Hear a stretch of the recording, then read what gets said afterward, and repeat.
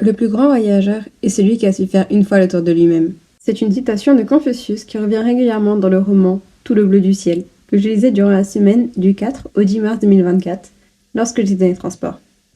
C'est un livre qui parle de voyage, un homme qui décide de tout quitter pour profiter des belles montagnes des Pyrénées, avant de disparaître à tout jamais. Je passe énormément de temps dans les transports. Ça fait partie de ma routine. J'en ai besoin pour mes déplacements.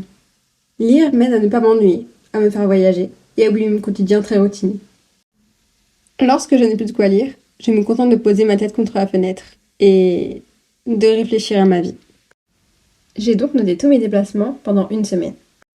Je l'ai choisi parce qu'il me fallait une semaine vers le début du semestre pour avoir le temps de faire cette animation. Et je voulais une semaine classique, représentative de mes journées, donc en oubliant les vacances. J'en ai fait un petit résumé rapide. Le lundi, je suis allée à la fac, puis au travail. Le mardi, je suis seulement partie à la fac, et j'ai profité d'une petite pause pour me balader. Le mercredi, je suis simplement allée à la fac. Jeudi, fac, puis travail. Vendredi, simplement travail. Le samedi, une balade au parc avec un petit détour à la boulangerie. Et enfin le dimanche, je suis partie rendre visite à ma grand-mère. Pour aider à visualiser ma semaine, j'ai fait ce petit emploi du temps. En cyan, ce sont mes heures passées à l'université. En bleu foncé, mes heures de travail. Le vert correspond à mes balades. Et en violet, ma visite chez ma grand-mère. De là, juste en rose les déplacements. Vous pourrez voir les horaires précis dans la description de cette vidéo. Je réalise que mes déplacements prennent beaucoup de temps. En faisant un petit calcul simple, on peut remarquer que mes déplacements prennent plus de 14 heures et 15 minutes dans ma semaine. 14 heures, c'est énorme! Je veux dire, 14 heures, ça correspond à un trajet Paris-Kuala Lumpur. Et si on ramène ça une année, on veut faire un trajet de... je sais pas vraiment, un voyage dans l'espace sans doute. Je peux expliquer ce temps de trajet pour plusieurs raisons. D'abord, les gares, RER et métro, sont éloignées de chez moi. Le plus court est à 28 minutes.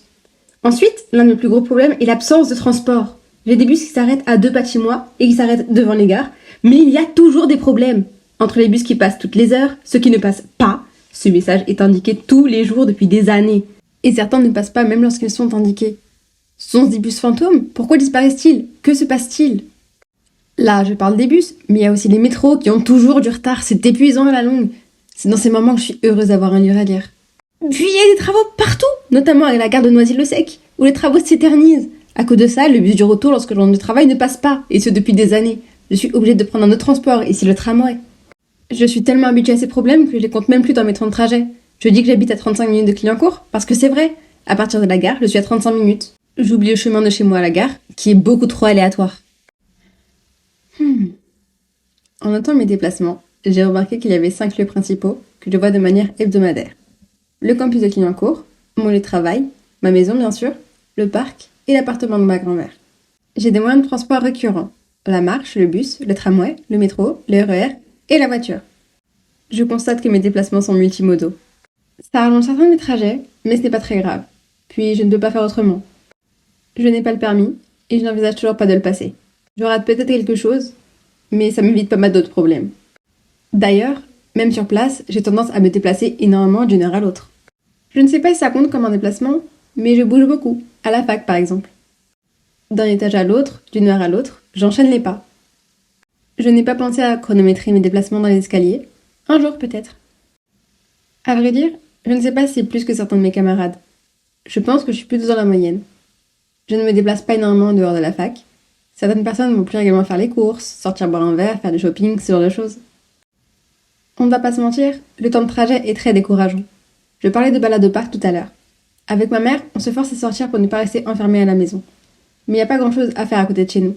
On doit rouler des kilomètres pour avoir un parc plus ou moins sympa. Et on n'a pas envie de marcher dans la rue. Pas pendant des heures en tout cas. J'ai vu il y a quelques mois que la RATP allait enfin faire passer le métro près de chez moi. Enfin, près, c'est relatif. Mais c'est toujours mieux qu'avant. J'espère malgré tout que j'aurai des temps de trajet plus courts d'ici là. Que j'aurai déménagé ou trouvé du travail à proximité. J'espère tomber sur la première option.